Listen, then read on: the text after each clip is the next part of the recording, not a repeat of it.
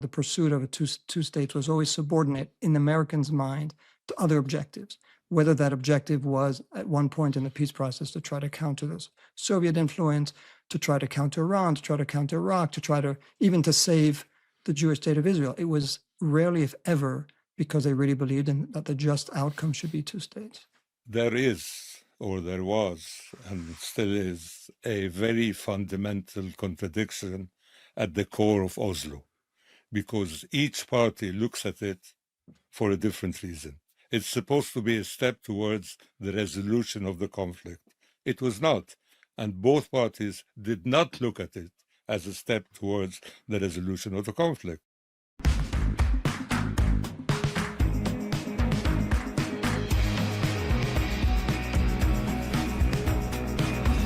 Hello and welcome to Why Is This Happening? With me, your host, Chris Hayes. Well, as I speak to you, it is Wednesday, September 10th, and I'm marking that date because on the 9th, the Israeli Defense Forces struck at several targets inside Doha, Qatar, at Hamas, members of the Hamas negotiating team, essentially, that were there for the latest round of negotiations over a possible ceasefire in Gaza. The Israeli government seems quite intent, if you listen to what is being said by both Netanyahu and ministers, particularly inside the government, to not have any kind of negotiated ceasefire, even though there are, as best as we know, probably about 24 hostages still remaining inside Gaza, and instead continue with a campaign of, I don't know the right way to characterize it, total annihilation, total war, total destruction of Gaza, with the endpoint apparently being a kind of U.S.-facilitated ethnic cleansing of the Strip that would remove millions of Palestinians to some third country. All of this is being called, quote, voluntary, although given the conditions there, it's very hard to say that it would be voluntary. And then the Strip would be remade into some kind of Dubai-esque seaside Singapore. I don't know. It is all sort of depthlessly dark and horrifying. There's over 60,000 people who have died in Gaza. Over 1,200 were killed in the Hamas attack on October 7th. There's 20 hostages still there whose fates are in the hands of the Israeli government, and the decree to have negotiators come to some arrangement with Hamas that would lead to their release. And amidst all this darkness, it does feel like there's no way out. I mean, really, that is the feeling that this is the entire thing is kind of a dead end, and all there is bloodshed and mayhem. And it's because of that feeling of sort of hopelessness and darkness that I found a new book by Rob Malley and Hussein Agha so vital and important. It's called Tomorrow's Yesterday: Life, Death, and the Pursuit of Peace in Israel-Palestine. These are two men who have both been in the room, intimately involved in multiple rounds of negotiations between the U.S., the Israeli government, and representatives of the Palestinian people. They come from different sides in some senses of the world and different sides of the conflict, if you will. They've also worked together and written together for decades. These are two people who just have more authority, experience, credibility, texture, nuance, and knowledge about the topic than just about any two people you can imagine. And this book is an investigation of how we got here and how to get out of it. With respect to what is happening in Gaza and more broadly in the land between the River Jordan and the Mediterranean Sea that currently includes the Gaza Strip, the West Bank, and the State of Israel. And I thought, given how amazing the book is, it really is one of the best things I've read. It may be one of the best things I've ever read on the conflict, but also one of the best things I've just read in the past year or so, that I wanted to have both Rob and Hussein on. So Rob Malley and Hussein Agha, welcome to the program. Thanks, Chris. Hussein, if you don't mind, I want to start with you just because I've spoken to Rob before. We had an episode about a lot about Iran specifically and his role in those negotiations. If you could just tell us a little bit about yourself and how you ended up working intimately in negotiations over many decades, what was the PLO and now the PA. Yeah, it was not a matter of choice, really. It was not a personal choice. At a young age, I found myself being sucked into the Palestinian problem because I was in Beirut and you could not avoid to see the Palestinians around you, especially the Palestinians in the camp.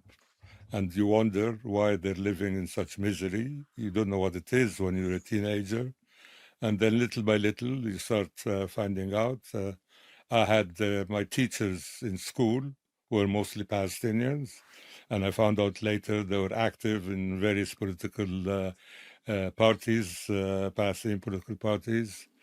And because I was academically sound, and because I come from a kind of secure background where, unlike many people who joined, I don't need their sponsorship, their material sponsorship. And because I crossed over along the various political lines, because I had various interests that attracted various people of various backgrounds, they kind of identified me as a suitable person for them to be able to deal with. And little by little, immediately after they did that, I started meeting all the first tier leadership of the PLO, and they started asking me to do things for them. And when I went to Oxford, they gave me a very clear mandate because I didn't want to go to Oxford. I wanted to stay in Lebanon and fight. And they told me, no, you go to Oxford, you find Israelis, you try to engage with them, you talk. We have enough fighters. We don't have enough people who can engage and talk with Israelis. I guess that's where it all started. It was informal. I started talking to originally left Marxist Israeli groups like Matzpen.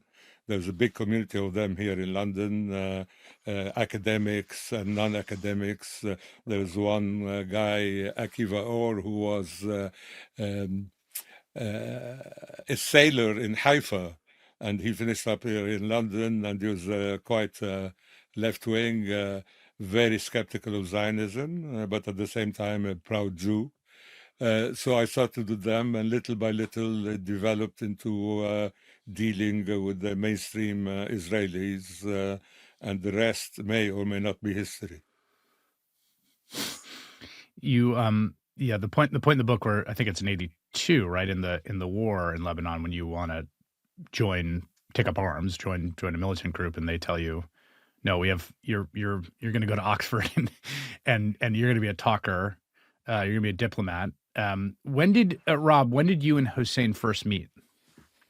So we met in, trying to remember, I think it's 1999, because I had just joined the Clinton peace team, and Dennis Ross, who was then the Middle East envoy, wanted to organize a meeting between American members of the team and two people who were very close to the Palestinian leadership at the time, Hussein and Ahmed Khalidi, because Dennis felt that was a way to sort of get a sense of what could be done. Particularly, Ehud Barak had just been elected prime minister of Israel. There was this feeling that maybe now there was a chance to get something done. And as we write in the book, if you wanted to know what Arafat thought he knew, you ask Arafat. If you wanted to know what Arafat really thought and knew, you ask the duo, Hussein and Ahmed. And that was the goal at the time. And so I met him, and I think what drew us together was that we both were kind of outsider insiders. Hussein, as he just described, not a Palestinian, but brought into that world. And myself, as we discussed in the last podcast, not sort of your usual American official, but brought into that world as well from a background of sort of, as we had discussed, my father being an Arab nationalist, a Jewish Arab nationalist, a Jewish Arab nationalist, yes, right. So I think that brought us together, and then the rest, after I left the administration, we started writing together. And your mother being a nice Jewish girl from Long Island who was the representative for the FLN at the UN. I think all that is true, except I'm not sure she would consider herself nice, but yes. Yes.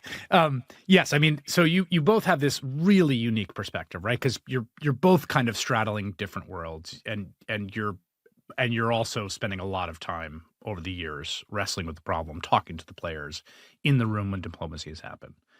So I just want to establish that first for folks.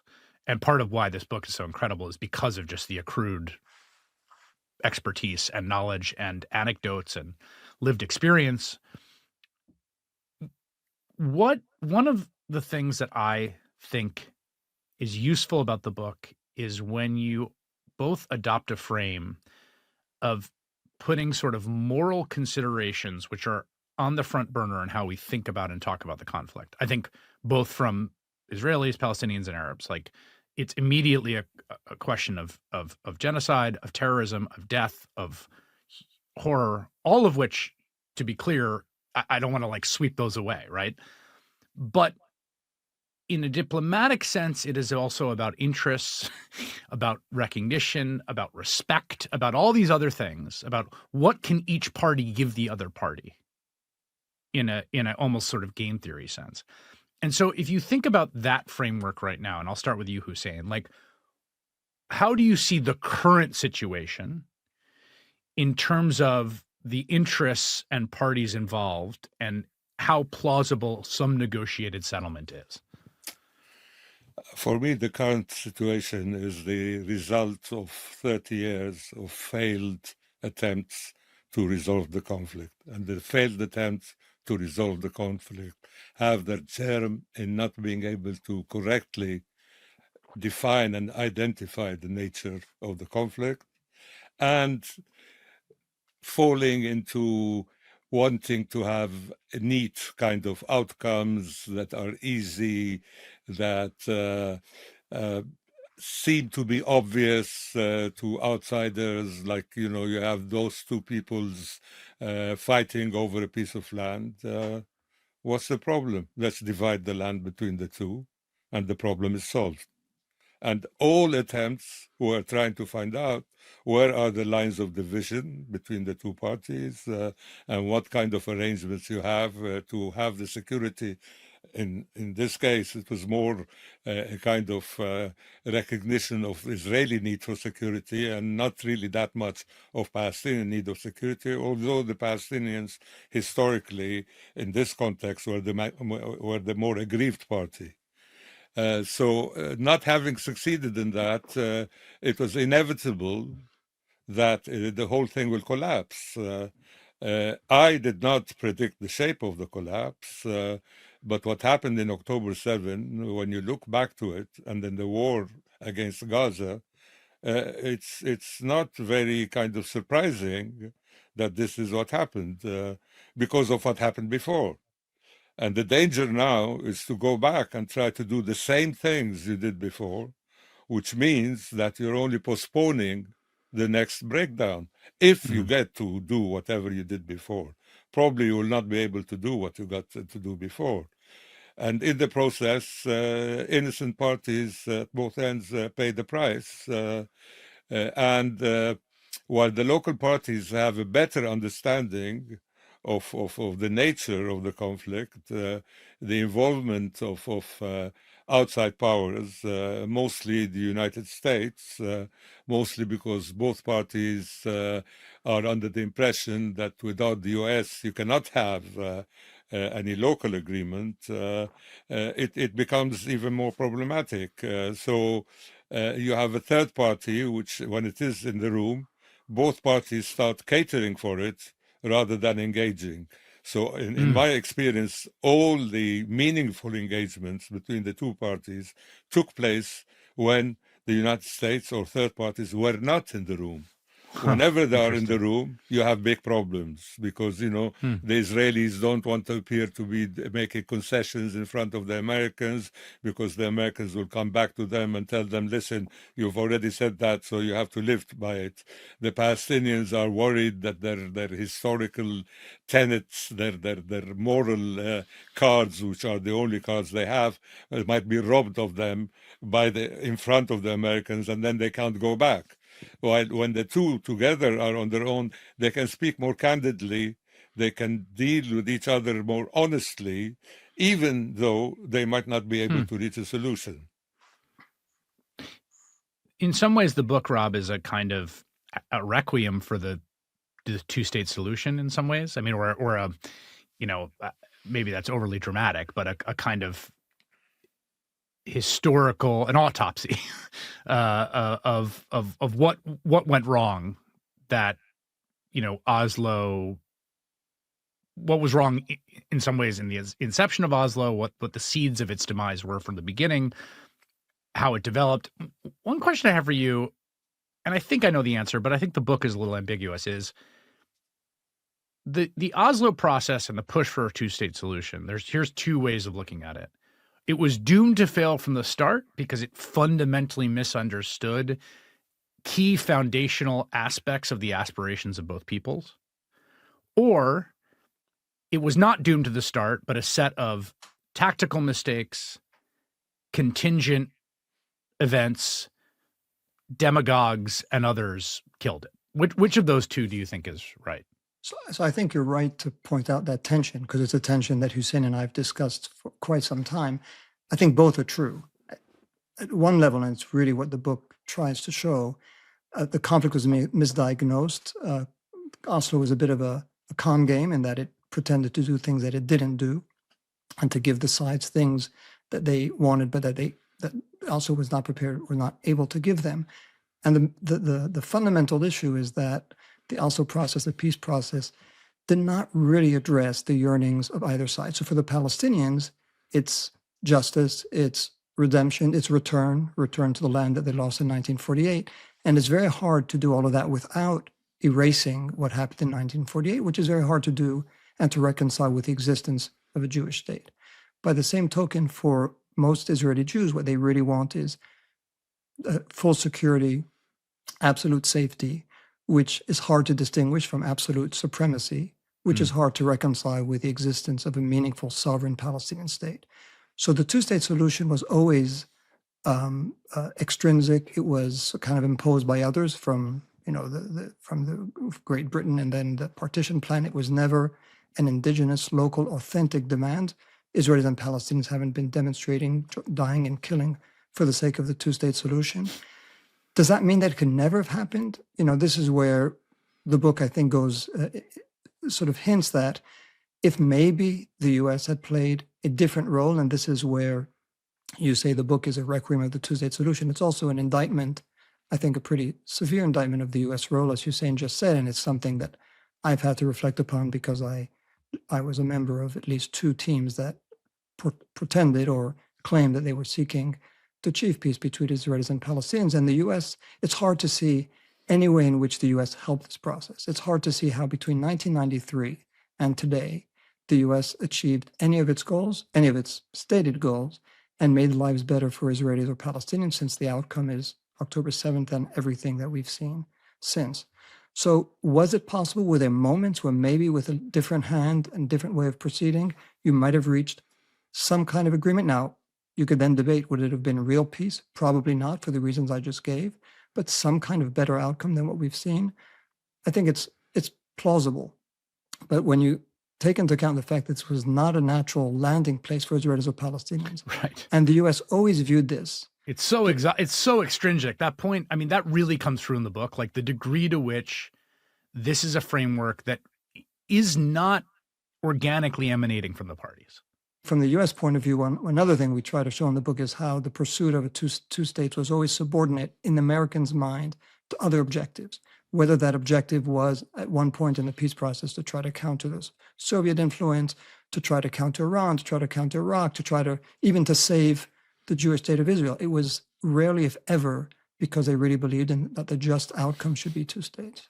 There is, or there was, and still is, a very fundamental contradiction at the core of Oslo, because each party looks at it for a different reason. It's supposed to be a step towards the resolution of the conflict. It was not, and both parties did not look at it as a step towards the resolution of the conflict. For the Palestinians, it was a way to get to something that they had defined a few years earlier, which is an independent, sovereign Palestinian state. For the Israelis, it was how to resolve their Palestinian problem. They had the Palestinian security problem, which they were not able to handle, and it was becoming costlier and costlier. So they wanted to branch it out and give it to the Palestinians to do it for them. So the Israelis wanted one thing, the Palestinians wanted another thing, and these are like almost like parallel lines. They cannot meet.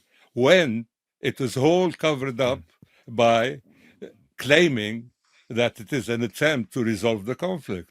The Israelis were not thinking in terms of resolving the conflict. They were thinking in terms of how do we get our security. Now, maybe at a future state we can talk about how to resolve the conflict, but certainly not because of Oslo and the PLO coming to Ramallah and Gaza. The Palestinians were not thinking that Oslo is going to resolve the conflict, but they were thinking that this could be a step towards us getting a state, which may or may not be what the Israelis would agree to. As a matter of fact, the Israelis never said, they never committed themselves to a Palestinian state. So how can you have a process where the end outcome is so fundamentally and radically different for each of the parties to reach that common ground? It's almost impossible. And this is what happened. And the whole thing was covered up by the lie of the discourse, because the discourse was going on about how this is going to change the whole nature of the conflict. It did not. It made it worse. There were years of when people were trying to feel out each other and see what possibilities there are, but they did not amount to much. You said something before I want to follow up on, because again, I found this very useful. Again, reading the book, just because the framework here is so. And I just want to be clear here when I say this, because I, like everyone else, I'm reading stories about snipers shooting and killing entire families as each one goes out to get the body of its dead. And I've interviewed families of hostage members and people that were killed on October 7th and people that have been relocated 10 different times. And I mean, the level of pain and suffering and horror here is unspeakable. And I think particularly now for Palestinians in the last, in the aftermath of October 7th, it's almost too much to be able to articulate. With that said, thinking in these very narrow terms, right? Like, what are the interests? Who has what power? You use this phrase, Hussein, about the cards to play. And one of the things I've been thinking about a lot is, like, in some ways, there's such a profound asymmetry between the two parties, right? I mean, the military asymmetry here is enormous, right? We're seeing it right now. What is the card to play? Like, at some level, let's say you don't care about human rights and you don't care about claims on the land, and you don't care about moral arguments, and you don't care about international condemnation. Throw all that out, right? We're just talking raw power. Why should the Israelis do anything for the Palestinians? They have the biggest ally in the world behind them. They have the most powerful military in the region. They're the only nuclear power in the region. They can act essentially at will. Their security problem, they sort of solved, and then October 7th showed they hadn't solved it completely, but I think now they think they can resolve it. So from that point of view, like, again, throw all the moral arguments out, all the reasons for recognition, and just purely in those terms, like, what cards are there left to play for the Palestinians in real power politics sense? It's a difficult question, but the Israelis, Zionism is based on two things. It's based first on founding a Jewish state.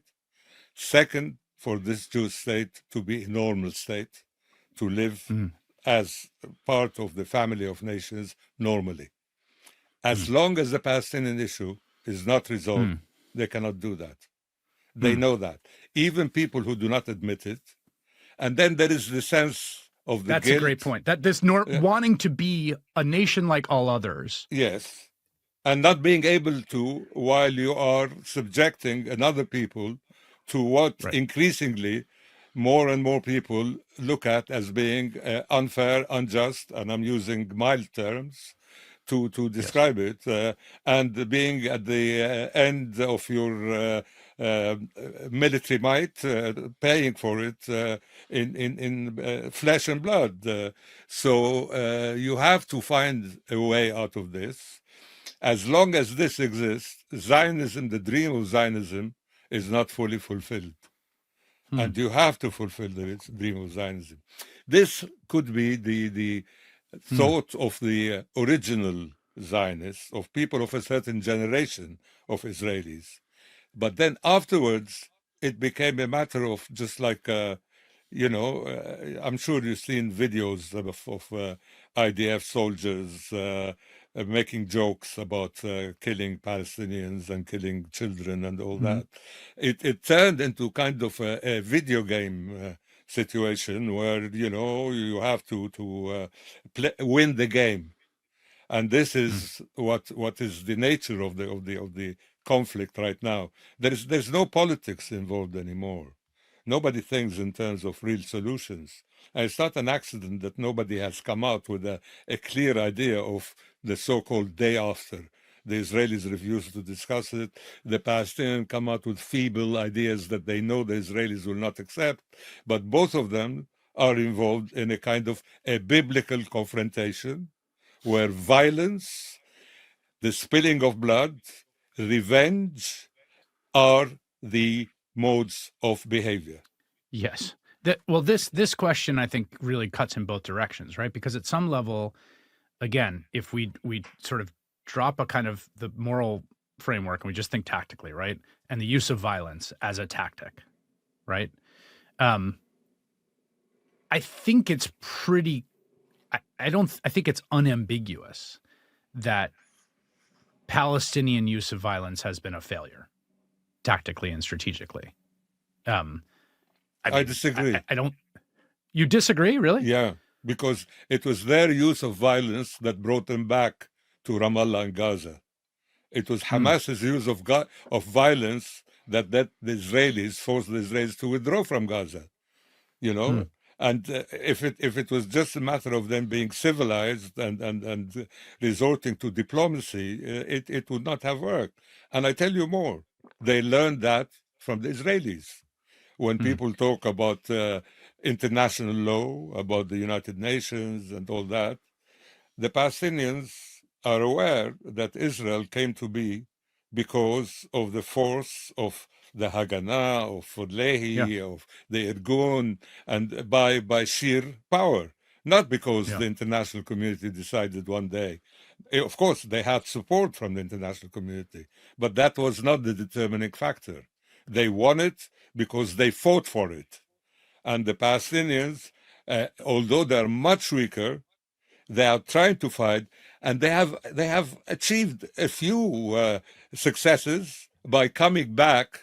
This is for instance the first time in the modern history of the Palestinians that they are in areas where supposedly they govern themselves by themselves. They never had that before, and that's an achievement.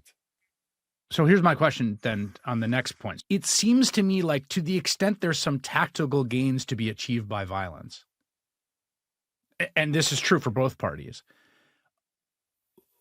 like what you're seeing feels like killing sprees. I mean, it doesn't feel particularly tactical. It feels, I mean, the sort of the bloodlust and the massacre that happened in October 7th, whatever the formulation of that operation might have been, including children inside a bomb shelter and things like that, and what's happening in Gaza, again, whatever the tactical objectives, Rob, it does look a lot just like a killing spree, like a bloodlust, like a revenge that the parties aren't operating in particularly like rational means about how they're applying this quote tool. This is exactly what it is. What you described is exactly what it is. And by the way, that's not inconsistent with the view that the major changes that have occurred between Israelis and Palestinians from way back, from the turn of the 20th century, have been through acts of violence. So both things could be true, that what we're seeing now is sort of I don't know what you want to call it, but Hussein used the word biblical, but sort of these emotional, exactly, primeval, primitive acts of violence. But that doesn't mean that violence hasn't served a purpose. And particularly for the Palestinians, because whenever they've tried to resort to other means, diplomacy, international accountability, they've been told, particularly by the Americans, you can't do that. We're going to sanction you. So any means short of violence, in fact, they were told, even violence, but the violence they would just do against the wishes of the U.S. But I want to bring it back to another point that 2 points that you made. First is you said, if you were in Israeli shoes, why would you act differently? And I think that's absolutely right.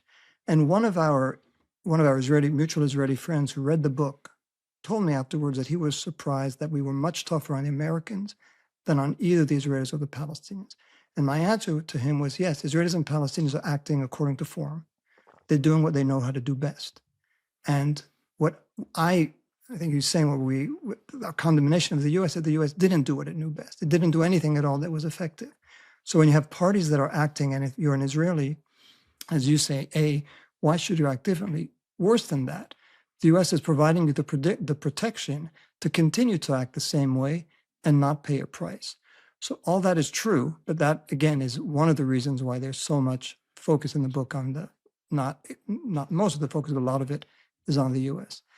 And then the other point that you make, which is what cards do the Palestinians have to play? I mean, that's a core question, because in the negotiations between any two parties, it only works if one side has something that the other side really wants. Yeah, what are you negotiating over? And at some point, I think it became clear to the Israelis, we don't really need the Palestinians, other than in the sense of, yes, if we want to be a normal country, but otherwise, we have good relations. They had good relations with the West.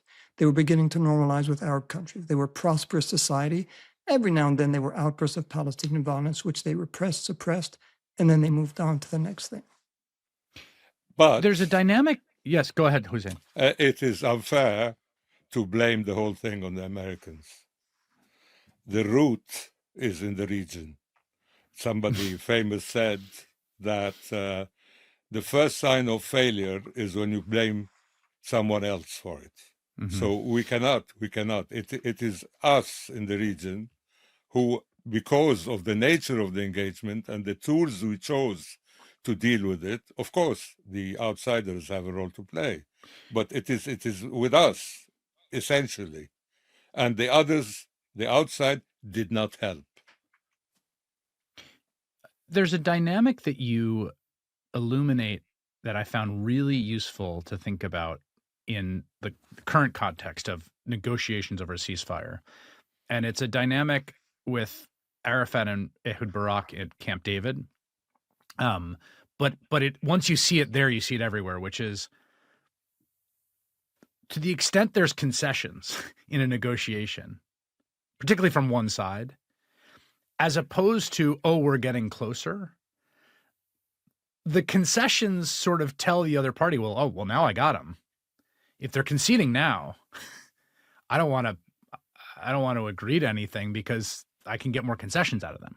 So there's this sort of like perverse thing that happens where concessions, as opposed to getting you closer to something, feel like the counterparty sort of decides to sit back. And I've heard this from Israelis when there have been pretty close to ceasefires in the Gaza negotiations, where it's like, well, Hamas has made these concessions. And it's like, right, they're making these concessions because they're under pressure.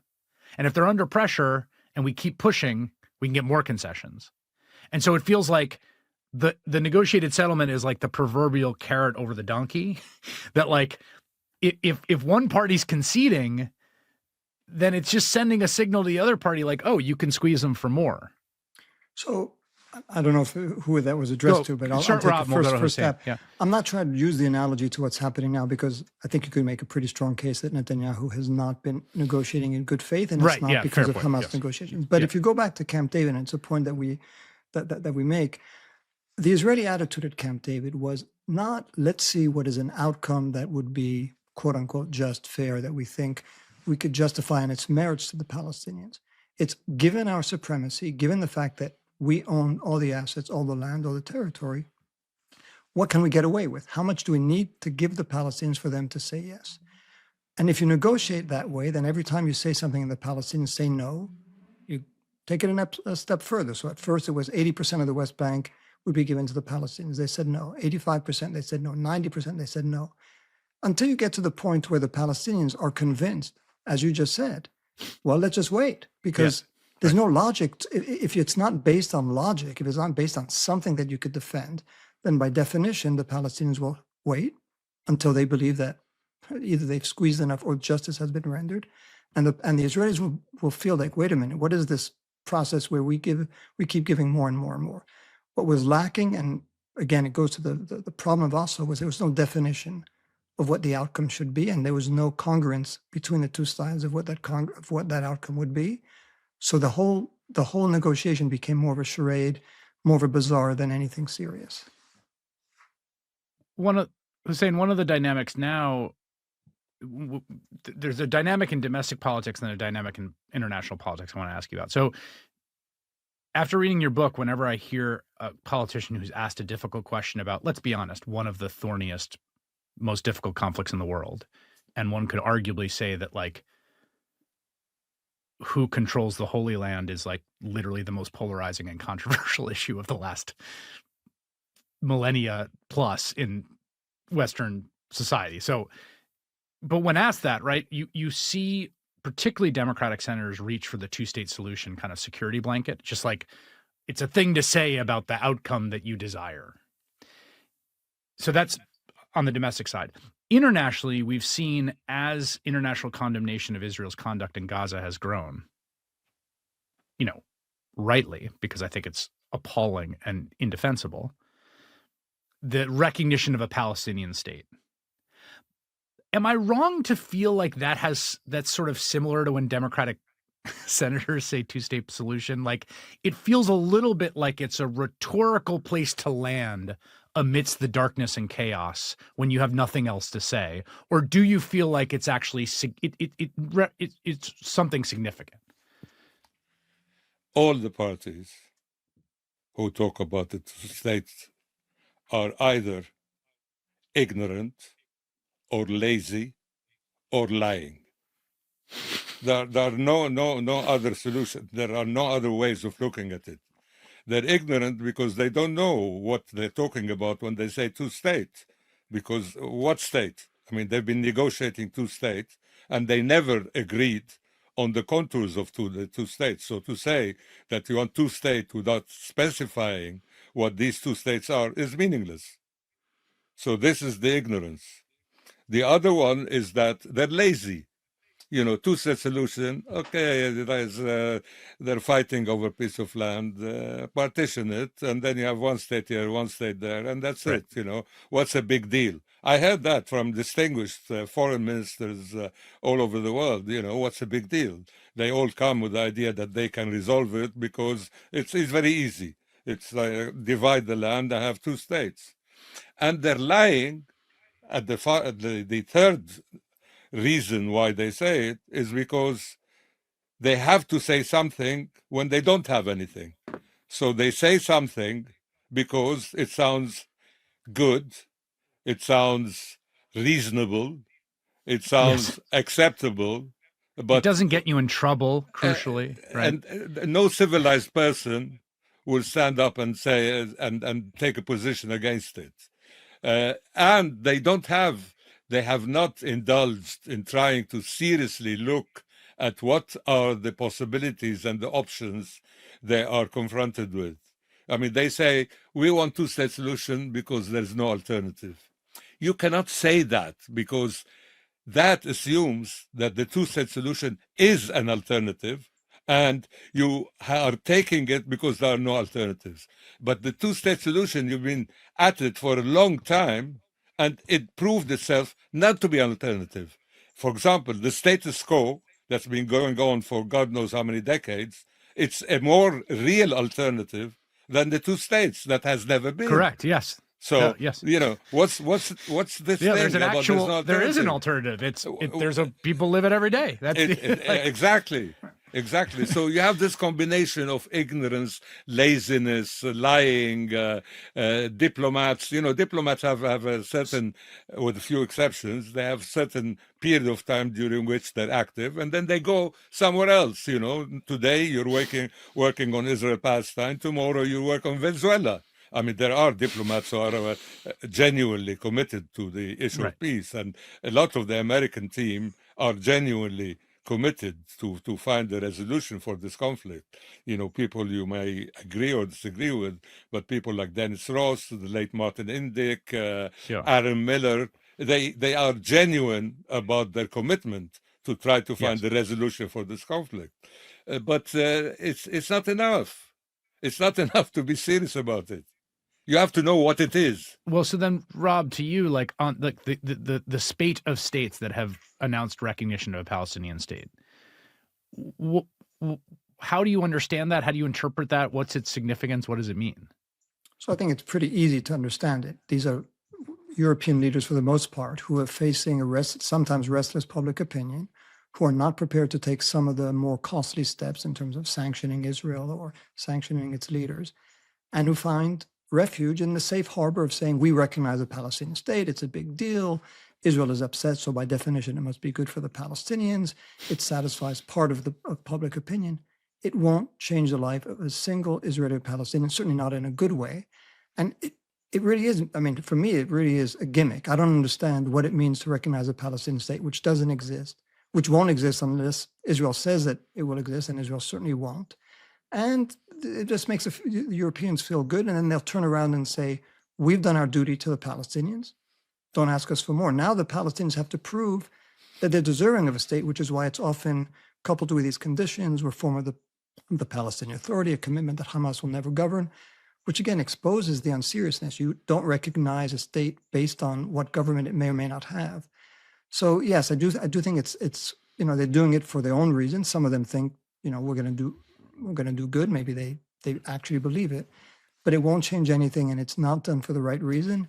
And it is that there are things that they could do if they really were serious about helping the situation there, in terms of making sure that Israel will pay the price for what more and more people are considering a genocide. And if instead of that, you have this conference in New York about recognizing a Palestinian state, nobody will remember it a year from now. And as I said, not a single Palestinian, the ones who are supposed to be benefiting from this step, will see their lives change at all. Hussein. I mean, look at the British and the Canadian position. They say we will recognize a Palestinian state unless Israel does this, this, and this. Meaning that if Israel does all these things, Conditional, yes. yeah, we will not recognize a Palestinian state. So which is leaves you which is with philosophically wonderment. a completely bankrupt and indefensible position. It does not tell you whether they're serious about the Palestinian state or not. They're using it as a tool to influence Israeli behavior. And as a matter of fact, it will influence the Israeli behavior in the opposite direction that they hope for. It will not make the Israelis more amenable to listen to them. It will make the Israelis more adamant to continue on the way they're continuing. So it's whichever way you look at it, it doesn't work. So let's say the two of you who have had this partnership for many years, you've written together, you've written this, again, remarkable book that I really can't say enough positively about. And you're both incredible writers. I don't know how you would sort of achieve this very distinct and very beautiful writerly voice between two people, but it's incredibly, it's very impressive as just writer to writer. So now the two of you, let's say we empower you with the magic wand to change, to do everything. You run policy, okay? So now, like what you just said, there's some things they could do. Like I feel covering it every day, I just feel the pull of complete nihilism and complete darkness. And honestly, to me, sometimes I feel like the most honest way to think about the conflict is like, yeah, man, the way the world works is like whoever's got the most guns wins. And, look what the U.S. did with the Native Americans. And then, in the end, then it just was what it was. And the facts on the ground were the facts on the ground. And that's how the problem got worked out. And that's true of a lot of places in this world. Now it is. I mean, that's dark. I don't believe that at a philosophical, moral, ideological, principled level. But I also sometimes feel like, what is the way out here? Like it's the whole thing is so insanity producing because the level of suffering is so great. The international reaction, even if it's sort of moving towards some condemnation, seems totally insufficient to what we've seen transpire. And the hardening of Israeli public opinion seems so profound that I don't know. So to go back to you, Rob, like if you had to start, if you got brought in tomorrow and say, okay, here's what we do.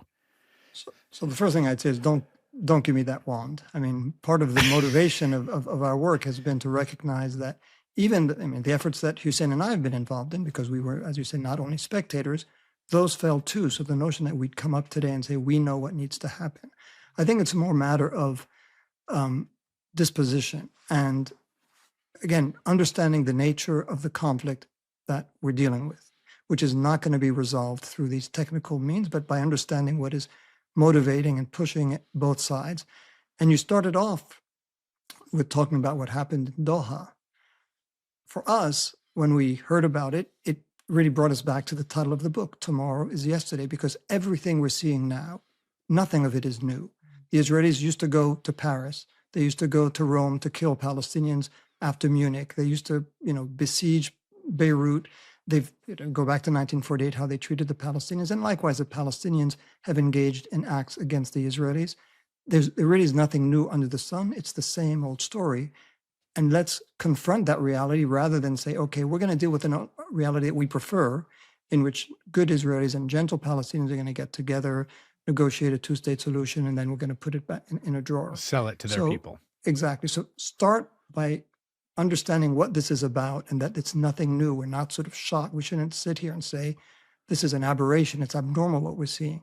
It's in the long continuity of the nature of this conflict. Now, does that give an idea?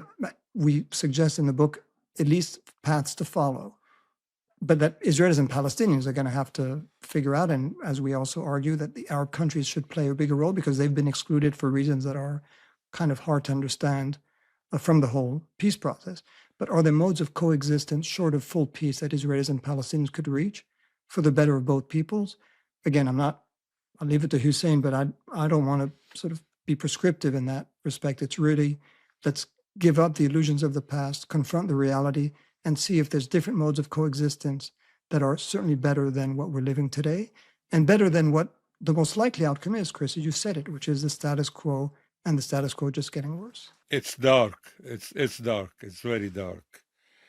But there is one element that will define it for a long time and may increase its darkness, which is that as long as the Palestinians do not surrender, and by surrender, I don't mean materially, I don't mean winning over, I don't mean having the power to confront Israel, but as long as they stay put, then Israel will not be at peace.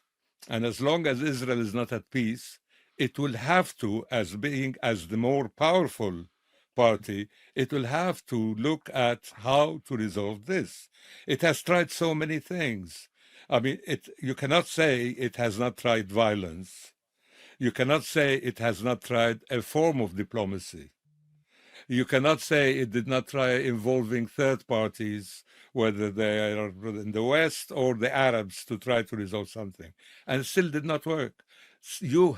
They have, the onus is on Israel to try to think how it is going to confront this reality, that an essential part of it is that your enemy, you can destroy it, but you can't win against it. And there's a difference between killing and destroying and winning. Until now, they have killed and destroyed. But as long as Hamas is not willing to go their way, they haven't won. When that will come, we don't know. I suspect it will never come, because it has not come all through the history of their relations with the Palestinians. The Palestinians found themselves with nothing, but they still were a problem for Israel. Still, Israel had to deal with it. I want to follow up on this, just because I think this, to me, gets to the heart of it. I mean, when I speak to members of the Jewish diaspora who are very connected to Israel and would describe themselves as, pro-Israel, aren't Zionists or Israelis, one thing you get articulated, which I think is kind of the other side of a coin, the other face of the same coin that you two write about in the book, which gets to this point, Hussein, of like, there's nothing they will accept other than turning back the clock to before the creation of the state / us vaporizing into the air or leaving the land like the French left Algeria. That like, yeah, right, exactly. There is nothing they'll accept short of we go away, and we're not going to go away. I'm saying this from the view of Israelis and Jews in the diaspora who support them. And the flip side of that is something that you articulate well in the book about the shift to Oslo and the Palestinian Authority became very focused on the Palestinians that live in the West Bank or Gaza and the sort of administration of those areas. But the Palestinian cause is also a diasporic cause. There's millions of Palestinians who have been scattered by the Nakba in 1948 and who live in Egypt and in Lebanon and in Jordan and throughout the region. And that's a cause that's not about the division of the land. It's a much deeper thing about the original trauma, right, of the displacement.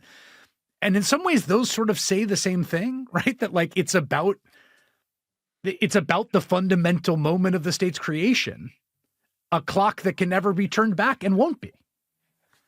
Except I don't think you'll find any Palestinian who, in his mind, he wants really to obliterate Israel, to use the language of the day. They want to have their freedom. They want to have their dignity. And they are aware that there is another people there who may want the same thing. The question is, or the problem is, that people has the upper hand and, from a Palestinian point of view, is abusing it. But if the two people have some kind of truth and reconciliation, then it is possible, because the Palestinians don't think in terms of throwing the Jews out of the sea, into the sea, or trying to destroy the state of Israel. Even the most ardent Hamasnik would not think like that, mostly because they're not stupid. You know, I mean, right? They understand that's impossible. Yes. I mean, the Israelis, Rabin used to say, the best dream you can have is wake up in the morning and find that Gaza has drifted into the sea. You know, but that was a dream. It was not something that he carried out his policies along the line of. So there are certain realities that both parties are aware of, and they are doomed to live together. The question is, what is the formula? I think the formula starts by, the first step is to recognize the nature of the conflict, to recognize, to deal with it, not just from a material point of view, but from an emotional, psychological point of view. When Barak goes to Camp David and he's condescending towards Arafat, it's lost. Whatever he says, it will not be taken, because Arafat thinks that, you know, who's this guy? He's trying to make a fool out of me. I won't accept it. I won't accept it. And this element of the conflict is very, very important, specifically in the past 30 years, where the two communities interacted diplomatically. And I tell you, there are islands of understandings that were reached by people on both sides who dealt with each other, not through this condescending attitude and this kind of I know better than you kind of thing. And including in security matters. There are Israelis who know how to speak with the Palestinians and know how to deal with the Palestinians, and there are Palestinians who know how to talk with Israelis. I mean, Abu Mazen, for a long time, was somebody who knew how to speak with the Israelis. He was not given a chance. There were people in the security establishment of Israel, like the late Amnon Lipkin-Shahak. He knew how to speak with the Palestinians, and very often they could reach understanding. I mean, Abu Mazen reached an understanding with Bibi's emissary on Hebron. Other Palestinians could not reach that understanding. So you have to change the psychological kind of nature of the interaction to be able to get to the right material outcome. The material outcome does not come through a mathematical formula that, you know, irrespective of feelings, emotions, yearnings, history, and all that kind of thing. Once you put it in that context, you're on the right path. We are very far away from that. But that's what will happen. There are Israelis who instinctively think like that. Maybe they're not in power. There are Palestinians who instinctively, I mean, the example of Abu Mazen, Abu Mazen was genuinely committed to have a political agreement with Israel, recognizing that Israel and the Israeli people exist and that they continue to exist, and you want to have relations with them. But he was undermined over and over and over till he finished up being irrelevant. Final thing for you, Rob. I mean, I guess, again, I don't want to end on a incredibly dark note. It doesn't seem like U.S. policy under Donald J. Trump is going to get any better. But maybe, am I missing something? Is there some possibility of? Listen, he is who he is. And first of all, it's not as if policy before Trump was It's been particularly great. Yeah, right. admirable. And he is somebody who can break with convention. So there was at least a hope, I think, to say that today, given the ways in which he's broken with convention, sounds completely unmoored from reality. So I'm not going to place any stock in that. But in theory, he's somebody who could have done things in terms of the relationship with Israel, in terms of talking to Hamas. Again, that was a taboo for one administration after another. And he comes along and he says, they're the ones who are holding the hostages, so maybe we should talk to them. Yeah. It hasn't, again, I'm not praising what he's done. No, but I had the same reaction to that. Like, why weren't we doing that before? Well, that's a very good question. When you claim you want to reach a solution, but you're not dealing with one of the parties that has the greatest influence over that outcome, it does seem to be somewhat self-defeating. So, no, I mean, at this point, I'm not going to say that expectations for Trump are high. But again, if you want to end on a more positive note, as you know, my current profession is teaching. And when you look at what this generation of Americans is going to grow up with, and I believe every generation has a few foreign policy episodes, incidents that shape their brain, that shape their emotional makeup. Absolutely. For me, it was through my parents, the war in Vietnam, and then directly the Iraq War, which convinced me about certain things about the use of American power. For this generation, how could it be anything but American impotence and worse, complicity in what's happening in Gaza? So the question is, what does this generation, is there a moral awakening, and do they care enough about this so that when they are in positions of power, you see a change? I think that for me, I mean, again, just listening to students, they have an attitude, and it's not just a reflexively anti-Israeli attitude. It's an attitude that wants to reach some kind of understanding and settlement, but believes that America has played a negative role for decade after decade. And if they have a chance, maybe they could do something different. Rob Malley and Hussein Agha are collaborators and co-authors for years, and their book is called Tomorrow is Yesterday: Life, Death, and the Pursuit of Peace in Israel, Palestine. Gentlemen, thank you very much. Thank you. Thank you.